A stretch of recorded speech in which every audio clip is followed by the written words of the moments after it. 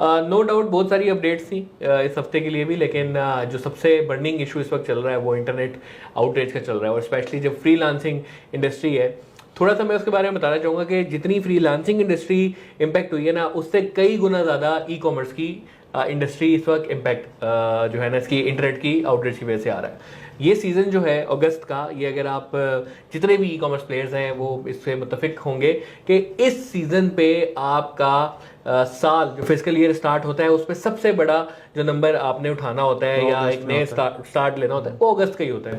और अगस्त एक 14 अगस्त एक आज़ादी सेल लगती है, ऑलमोस्ट हर ब्रांड पाकिस्तान का डिस्काउंट के ऊपर है, सेल के ऊपर है। और ये समर क्लियरेंस पे, समर एंड हो रहा है, विंटर स्टार्ट हो रहा है, बिल्कुल यहाँ पे समर क्लियरेंस भी करनी होती है, बिल्कुल ऐसे ही।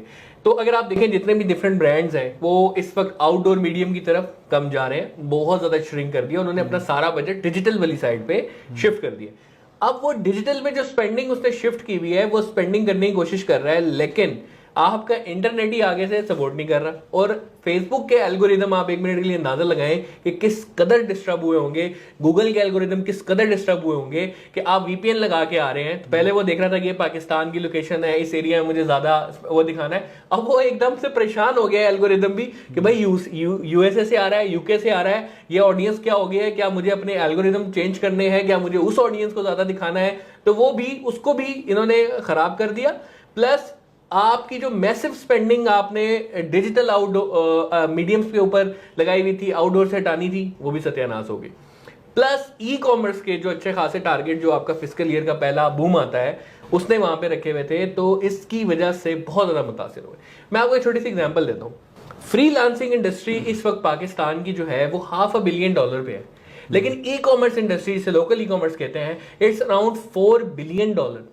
भाई बहुत जमीन आसमान का फर्क है। लेकिन फ्रीलांसर्स की चीखें निकल गई, एक फाइवर की जो अपडेट आई है, या वो अपने ऑडियंस को अपडेट दे रहे हैं, अपने क्लाइंट्स को बता रहे हैं कि ये इशू आ रहा है, वो सत्यानाश जो होना था वो तो हुआ, लेकिन इट्स $500 बिलियन इंडस्ट्री जो $4 बिलियन इंडस्ट्रीज की वजह से मुतासिर हो रही है, जो अपना रोना मेरे ख्याल से शायद किसी को नहीं बता सकते वो कितनी डैमेज हो रही है।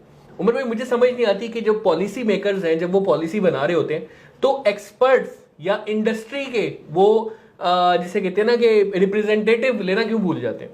क्या वहां पे बैठा हुआ कोई बंदा ये नहीं सोच रहा होगा कि इस एक डिसीजन से कितना ज्यादा प्रॉब्लम आ सकता है डिफरेंट प्लेयर्स को, बिजनेसेस को, कम्युनिटी को।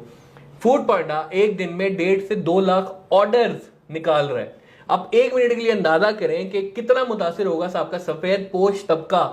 इस वक्त राइडर जो सबसे ज्यादा एक तो वैसी कंपनियां बंद हो रही हैं, बाहर से जितनी आई हैं वो बंद हो रही हैं, जो है उनका सत्यानाश किया हुआ है, वो नहीं कर पा रहे। आप मुझे एक बात बताएं, राइड हेलिंग की इंडस्ट्री की आप एग्जांपल ले लें, आप करीम बुक नहीं करा सकते यार, आपको बैंकिंग ऐप खोलने में इतनी ज्यादा मुश्किलात आ रही हैं। आपको पता है क्या इश्यूज चल रहे हैं, एक दफा वो ऐप खोलता है, 10 मिनट बाद खुल रही है, खुलने के बाद उसने पेमेंट की, वहां पे एरर आ गया, उसने दोबारा पेमेंट कर दी कि यार एरर आ रहा है, वो 3 दफा अटेम्प्ट हुई, तीनों दफा पेमेंट चली गई आगे। कस्टमर इस वक्त समझ नहीं आ रही कि वो दुनिया डिजिटल वाली साइड पे जा रही है, ये लोग वापस आ रहे हैं।